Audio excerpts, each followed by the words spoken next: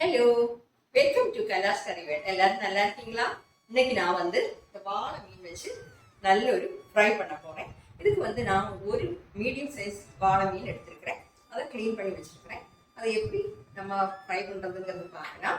Okay, இப்போ அதுக்காக நான் வந்து ஒரு 6 காஞ்ச மிளகாய் தண்ணியில் போட்டு வச்சுருந்தேன். அது மிக்ஸி ஜாரில் போட்டுடலாம். அப்புறம் வந்து ஒரு 5-6 சின்ன வெங்காயம் எடுத்துக்கோங்க. இது வந்து ரொம்ப சின்னதாக இருந்தால் நான் இவ்வளோ எடுத்துருக்கிறேன். சின்ன வெங்காயம் போட்டாச்சு. இதை வந்து கொஞ்சமாக தண்ணி விட்டு கொஞ்சம் குறகுறப்பாக கொஞ்சம் அரைச்சி எடுத்துடலாம். ஏன்னா ரொம்ப பேஸ்ட் மாதிரி அரைக்க வேண்டாம், இது ஒரு டேஸ்ட்டு. அதனால் கொஞ்சமாக தண்ணி விட்டு நம்ம இதை வந்து கொஞ்சம் குறகுறப்பாக அரைச்சி எடுத்துடலாம்.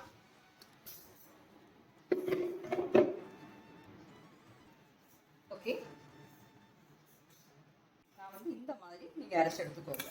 இந்த விலையெல்லாம் அரைய வேண்டாம், அப்படியே இருக்கட்டும். ஓகே,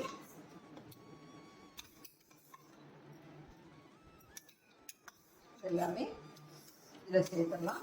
ஸோ இது அரைச்ச உடனே கண்ணெல்லாம் எரியும். கூட நம்ம என்ன பண்ணோம்னா, இப்போ 1 table spoon Kashmiri chilli powder சேர்க்குறேன். 1 டேபிள் ஸ்பூன்.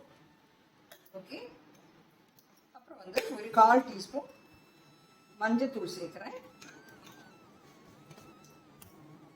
பெப்பர் பவுடர் கொஞ்சம் சேர்க்கணும்.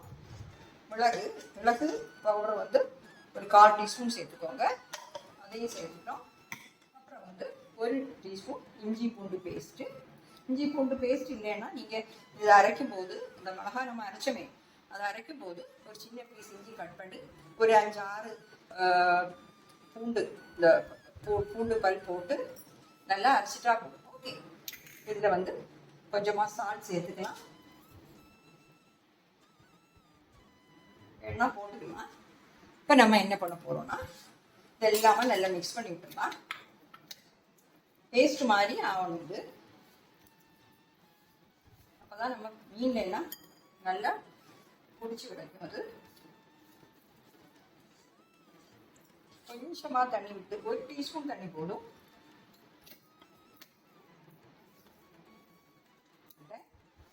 இப்போ வந்து இந்த வாழை மீனெல்லாம் எடுத்து இதில் போட்டு நம்ம நல்லா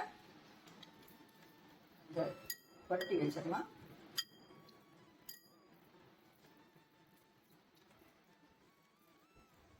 இது கூட இனி நம்ம ஒன்று கூட சேர்க்கணும். அது என்னன்னா, கொஞ்சம் கறி சேர்க்கணும். ஓகே, இன்னும் கொஞ்சம் தேங்காய் எண்ணெய் வந்து 1 ஸ்பூன் சேர்க்கலாம். தேங்காய் எண்ணெய் எல்லாத்தையுமா மிக்ஸ் பண்ணிக்கலாம்.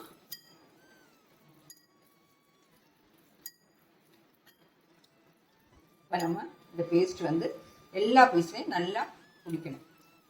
நான் வந்து காரம் எல்லாம் நார்மலாக தான் எடுத்துருக்கிறேன். காரம் எல்லாம் ரொம்ப கம்மியாக போடலை.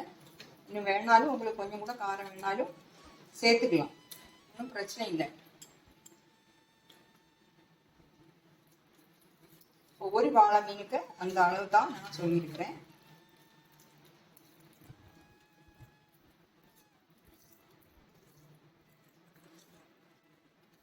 பாருங்க, எல்லாம் விரட்டி வச்சப்போ அந்த மீனே பார்க்கறதுக்கு அழகாயிட்டு இல்லையா?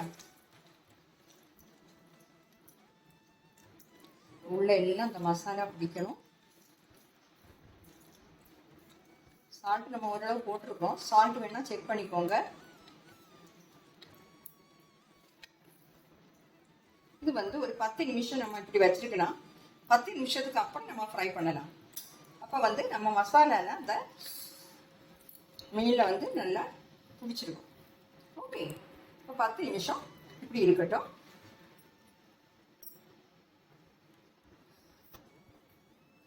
அப்போ நாம் இதை மூடி வச்சு 10 நிமிஷம் ஆயிடுச்சு. நம்ம அந்த மசாலாலாம் நல்லா பிடிச்சிருக்கு. ஃப்ரை பண்ணலாம். இப்போ அதுக்காக ஒரு பேன் சூடு பண்ண வச்சுருக்கிறேன். ஒரு 3 டேபிள் ஸ்பூன் தேங்காய் எண்ணெய் சேர்க்குறேன். 3 டேபிள் ஸ்பூன் போதும். நம்ம இப்படி தான் இப்போ லோ ஃப்ளேமில் வச்சு ஃப்ரை பண்ண போகிறோம். இல்லை உங்களுக்கு டீப் ஃப்ரை பண்ணணுன்னாலும் நிறைய எண்ணெய் விட்டு அதிலிருந்து நம்ம அப்பளம் எல்லாம் பிடிச்சிருப்போமே, அந்த மாதிரி பண்ணால் கூட நீங்கள் பண்ணிக்கலாம். ஆனால் அதை விட இப்படி பண்ணும்போது தான் டேஸ்ட்டு. அப்படி பண்ணும்போது ரொம்ப முறுமுறுன்னு ஆகி அதுக்கு அந்த மீனோட டேஸ்ட்டே தெரியாமல் இருக்கும். ஓகே, இப்போ இந்த எண்ணெய் வந்து சூடாகட்டும். நம்ம ஆயில் வந்து சூடாகிடுச்சு. 3 டேபிள் ஸ்பூன் சொல்கிறது 4 டேபிள் ஸ்பூன் எண்ணெய் விட்டாலும் பிரச்சனை இல்லை. இதில் வந்து நான் இப்போ நான்ஸ்டிக் பேன் தான் வச்சுருக்கேன். இதில் அடியிலெல்லாம் பிடிக்காது. மற்றபடி நீங்கள் வேறு ஏதாவது பேனில் வைக்கதா இருந்தால் உங்களுக்கு அடி பிடிக்கும்னு தோணுச்சுன்னா நீங்கள் வந்து இந்த மாதிரி கொஞ்சம் கறிவேப்பிலை எடுத்து இந்த எண்ணெயில் போட்டுக்கலாம். இருந்தால் போட்டால் போதும், இது ஆப்ஷன் தான்.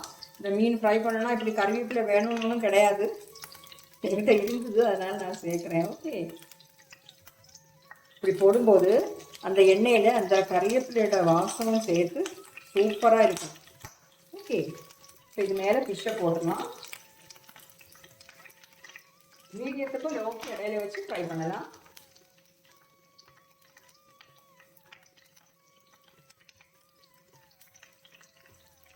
இந்த ஃபிஷ்ஷுக்கு அந்த கறிவேப்பிலையில நம்ம நெட்டை போட்டு வச்சுருக்கோம்.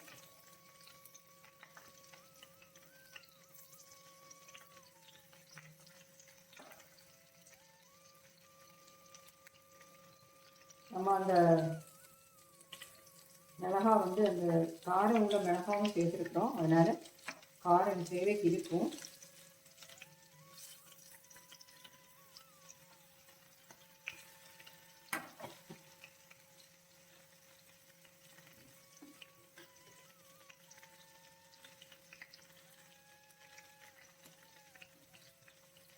மசாலா எல்லாமே கரெக்டாக இருக்குது நம்ம எடுத்த மீனுக்கு. இப்போ ஃப்ளைமை லோக்கி மீடியத்துக்கு இடையில வச்சு ஃப்ரை பண்ணிடலாம். ஓகே, இப்போ நாம் இதை திருப்பி போட பார்க்கலாம். நீங்கள் இடையில கொஞ்சம் எப்படி பாருங்கள், இந்த சைடு ஃப்ரை ஆகிதான் திருப்பி போட்டுக்கலாம். ஓகே,